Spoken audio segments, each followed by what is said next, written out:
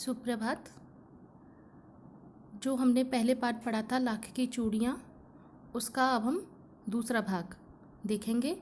अब तक हमने क्या पढ़ा था? हमने पढ़ा था कि बदलू एक मनिहार है और वो लाख की चूड़ियाँ बनाने का काम करता है और रहता कहाँ है? लेखक के मामा के गांव का है। लाख की चूड़ियाँ बनाने के बदले में वह पैसा नहीं लेता, अपितु सामान लेता है, उसके उपयोग का ज़रूरत का सामान लेता है। लेकिन लेखक यहाँ प्रत्यक्ष रूप से क्या बता रहे हैं? लेखक बता रहे हैं कि धीरे धीरे मशीनी युग का बढ़ता हुआ प्रभाव, कि मशीनी युग के प्रभाव के बढ़ने से जो लाख की चूड़ियाँ निर्माण की कला हैं, उनका स्थान धीरे धीरे कांच की चूड़ियाँ लेने लगी हैं। अब आगे देखते हैं। यदि संसार में बदलू को किसी बात से चिढ़ थी तो वह थी कांच की चूड़ियों से। यदि किसी भी स्त्री के हाथों में उसे कांच की चूड़ियाँ दिख जाती तो वह अंदर ही अंदर कुढ़ता और कभी कभी दो चार बातें भी सुना देता। क्या सुनाता? दो चार बातें कि कांच की चूड़ियाँ क्यों पहनते हो। वो इसलिए नहीं सुनाता कि वो लाख की चूड़ियाँ नहीं पहनती हैं और उसकी आमदनी नहीं होती है, अपितु इसलिए सुनाता था क्योंकि कांच की चूड़ियाँ उतनी सुंदर हाथों में नहीं लगती थी जितनी कि लाख की लगा करती थी।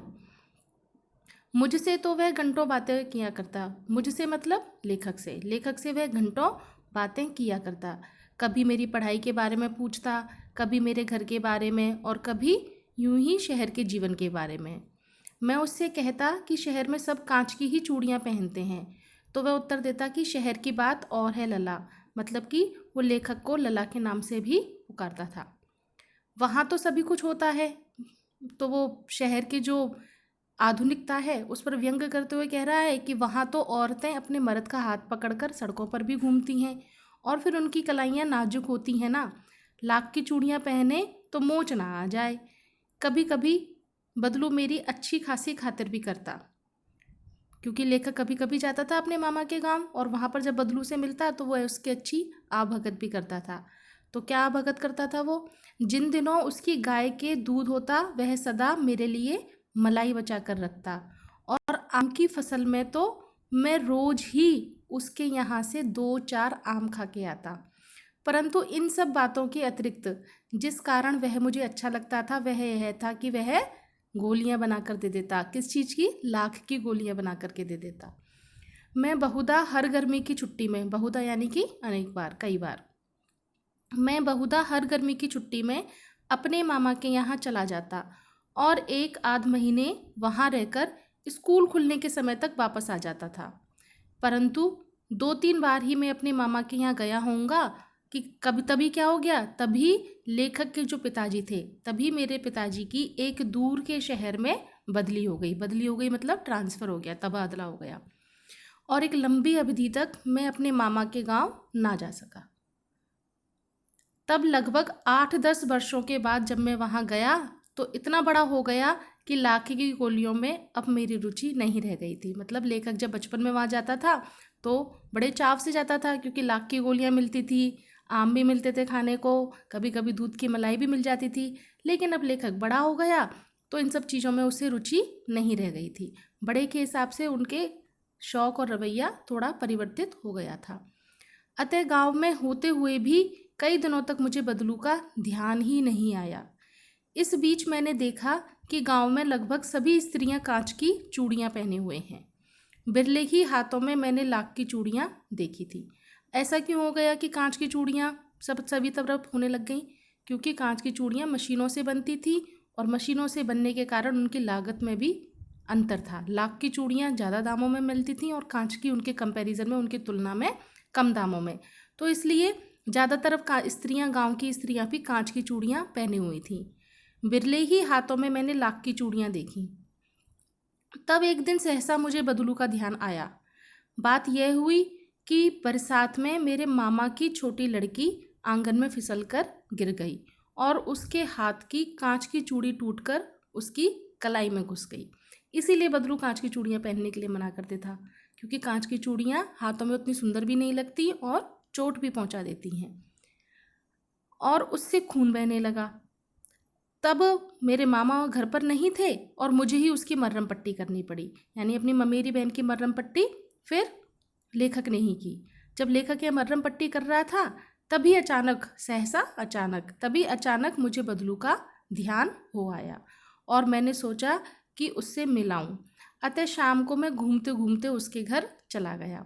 अब देखो, वो इतने दिनों बाद मिलने जा रहा है लेखक, तो पहचानते हैं नहीं पहचानता, देखते हैं।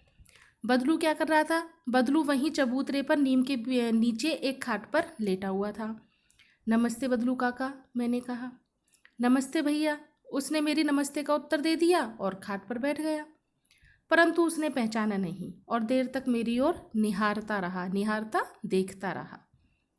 फिर आगे लेखक अपना परिचय देते हुए कहते हैं, मैं हूँ जनार्दन काका, मैं हूँ जनार्दन, आपके पास से गोलियां बनवा कर ले जाता था ना। मैंने अपना परिचय दिया।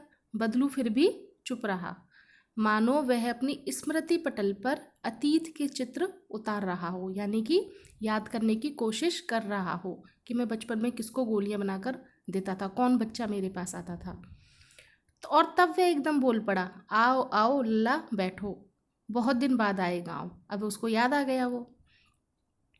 फिर अब आगे लेखक क्या कहते हैं, हाँ इधर आना नहीं हो सका काका, मैंने चारपाई पर बैठते हुए उत्तर दिया। कुछ देर फिर शांति रही। मैंने इधर उधर दृष्टि दौड़ाई, ना तो मुझे उसकी मचिया ही नजर आई और ना ही भट्टी। मतलब कि अब बदलू ने लाख की चूड़ियाँ बनाना बंद कर दिया। आजकल काम नहीं करते काका, मैंने पूछा। नहीं लल्ला, काम तो कई साल से बंद है। क्यों नहीं बनाते वो? क्योंकि मेरी बनाई हुई चूड़ियाँ कोई पूछे तब तो, यानी कि अब लाख की चूड़ियों को कोई नहीं खरीद रहा है। गांव गांव में कांच का प्रचार हो गया है। वह कुछ देर चुप रहा, फिर बोला, मशीन युग है ना लल्ला, आजकल सब काम मशीन से होता है, खेत भी मशीन से जोते जाते हैं, और फिर जो सुंदरता कांच की चूड़ियों में होती है लाख में कहाँ संभव है। लेकिन कांच बड़ा खतरनाक होता है, बड़ी जल्दी टूट जाता है। किसने कहा ये बात? लेखक ने। मैंने कहा कि कांच बड़ा खतरनाक होता है और बहुत जल्दी टूट जाता है। नाजुक तो फिर होता ही है लल्ला। कहते कहते उसे खांसी आ गई और देर तक वह खांसता रहा। मुझे लगा उसे दमा है। अवस्था के साथ साथ उसका शरीर ढल चुका था। अवस्था आयु के साथ साथ वृद्धावस्था की स्थिति उसकी आ चुकी थी। किसकी? बदलू काका की। उसके हाथों पर और उसके माथे पर नसें उभर आई थीं। जाने कैसे उसने मेरी यह शंका भांप ली और बोला, दमा नहीं है मुझे।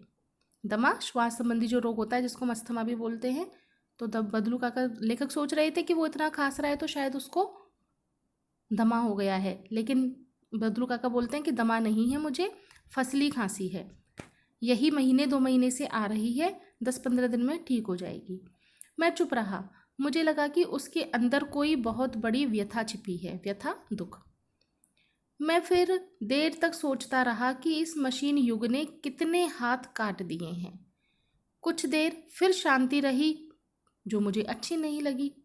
फिर आगे वो लेखक क्या बोलते हैं काका से, आम की फसल अब कैसी है काका? कुछ देर पश्चात मैंने बात का विषय ही बदल दिया। आगे वो कहते हैं कि अच्छी है लल्ला, बहुत अच्छी है, उसने लहक कर उत्तर दिया और अंदर अपनी बेटी को आवाज़ दी, अरे रज्जो, लल्ला के लिए आम तो ले आओ। यानी कि जो बदलू काका हैं उनकी बेटी का नाम क्या है? रज्जो। फिर मेरी ओर मुखातिब होकर बोले, मुखातिब देख करके, माफ़ करना लल्ला, तुम्हें आम खिलाना भूल गया। नहीं नहीं काका, आम तो इस साल बहुत खाए हैं। लेखक कह रहा है कि नहीं काका, आम तो बहुत खाए हैं। तो ऊपर से बदलू काका क्या कहते हैं, वाह वाह, बिना आम खिलाए कैसे जाने दूंगा, जाने ही नहीं दूंगा। मैं चुप हो गया। मुझे वो दिन याद हो आए जब वह मेरे लिए मलाई बचा कर रखता था। तो फिर उन्होंने आगे पूछा लेखक ने, अब उन्हें मलाई का जब याद आया तो गाय तो अच्छी है ना काका, मैंने पूछा। बदलू काका बोले, गाय कहाँ है लल्ला, 2 साल पहले बेच दी, कहाँ से खिलाता बेचारी गाय को। इतने में रज्जो, उसकी बेटी, अंदर से एक डलिया में ढेर सारे आम ले आई। यह तो बहुत है काका, इतने कहाँ खाऊंगा मैं, लेखक ने कहा। वाह वाह, वह हंस पड़ा, शहरी ठहरे ना, मैं तुम्हारी उम्र का था तो इसके चौगुने आम एक बखत में खा जाता था। एक बखत यानी कि एक ही बार में, एक समय में जब खाने बैठता तो एक ही बार में इतने, इससे भी ज़्यादा चौगुने आम खा लेता था। आप लोगों की बात और है, मैंने उत्तर दिया। फिर बदलू काका अपनी बेटी से आगे बोले, अच्छा बेटी, लला को 4-5 आम छांट कर दे दो, सिंदूरी वाले देना। देखो लला कैसे हैं, इसी साल यह पेड़ तैयार हुआ है। रज्जो जो उनकी बेटी थी उसने 4-5 आम लिए और लेखक की ओर बढ़ा दिए। आम लेने के लिए मैंने हाथ बढ़ाया तो मेरी निगाह एक क्षण के लिए उसके हाथों पर ठिठक गई। लेखक को क्या दिखा उसके हाथों पर? उसके हाथों पर लाख की चूड़ियाँ दिखी, रज्जो के हाथों पर। अब बदलू ने ये देख लिया तो बदलू ने मेरी दृष्टि देख ली और बोला, यही आखिरी जोड़ा बनाया था जमींदार साहब की बेटी की शादी के लिए। जमींदार साहब की बेटी की जो शादी थी उसके लिए बनाया था। अब लेकिन जमींदार साहब मुझे इसके कितने पैसे दे रहे थे? 10 आने। तो मैंने जोड़ा नहीं दिया और उनको उल्टा के क्या कह दिया कि शहर से लेकर आ जाओ। यानी कि बदलू की लाख की चूड़ियों की जो पहले महत्वता थी, अहमियत थी गांव के अंदर, वो कांच की चूड़ियों के आ जाने के बाद नहीं रही। इसलिए तो जमींदार ने उसकी इतनी सारी मेहनत के केवल 10 आने का मोल लगा दिया। मशीनीकरण का प्रभाव है ये। इसलिए मैंने आम ले लिए और खाकर थोड़ी देर बाद चला आया। मुझे प्रसन्नता हुई कि बदलू ने हार कर भी हार नहीं मानी थी। उसका व्यक्तित्व कांच की चूड़ियों जैसा नहीं था कि आसानी से टूट जाए। यानी कि बदलू ने अपने कार्य करने के तरीके से, अपने व्यवहार से, अपने आत्मसम्मान से समझौता नहीं किया। ये आगे आपको शब्दार्थ दिए हुए हैं, इनको देख लीजिएगा। डलिया, फवना, मर्रम पट्टी, पगड़ी, सब जानते हैं आप। सलाख। ये प्रश्न उत्तर हैं। प्रश्न उत्तर इसके आगे आप पहले भी कर चुके हैं, ये आपकी बुक के ही क्वेश्चन आंसर हैं जो आपके पाठ में पीछे दिए हुए हैं, वो ही प्रश्न उत्तर हैं। प्रश्न है पहला, बचपन में लेखक अपने मामा के गांव चाव से क्यों जाता था? आप पहले भी इस प्रश्न को कर चुके हैं और आपने उत्तर भी लिख करके मुझे इसके प्रेषित किए हैं, बिल्कुल सही भेजे हैं। बदलू को बदलू मामा ना कहकर बदलू काका क्यों कहता था? वस्तु विनिमय क्या है? इसमें जो नया प्रश्न है वो ये है कि विनिमय की प्रचलित पद्धति क्या है? प्रचलित पद्धति यानी कि इस समय वर्तमान परिवेश की, विनिमय की वर्तमान परिवेश की पद्धति क्या है? क्या हम वस्तु के बदले दूसरी वस्तु प्राप्त करते हैं? नहीं, हम क्या करते हैं? मुद्रा का चलन, वस्तु के लिए मुद्रा देते हैं, पैसे देते हैं। तो अब विनिमय की प्रचलित पद्धति क्या है? मुद्रा। मशीनी युग ने कितने हाथ काट दिए हैं? इस पंक्ति में लेखक ने किस व्यथा की ओर संकेत किया है?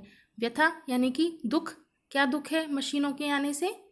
लोगों का रोजगार छिन गया है, उनके काम धंधे खत्म हो रहे हैं, जो उनके पैतृक व्यवसाय हैं वो अब उतना महत्व नहीं रख पा रहे हैं। तो ये इनके उत्तर लिखे हुए हैं सब प्रश्नों के।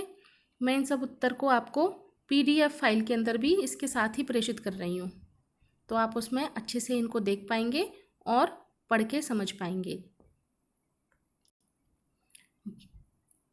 ये आपके सारे प्रश्न हैं, इनको देख लीजिएगा। कोई भी समस्या आए तो ज़रूर बताइएगा। साथ में मैं PDF भी सेंड कर रही हूँ। धन्यवाद। आपका दिन मंगलमय हो।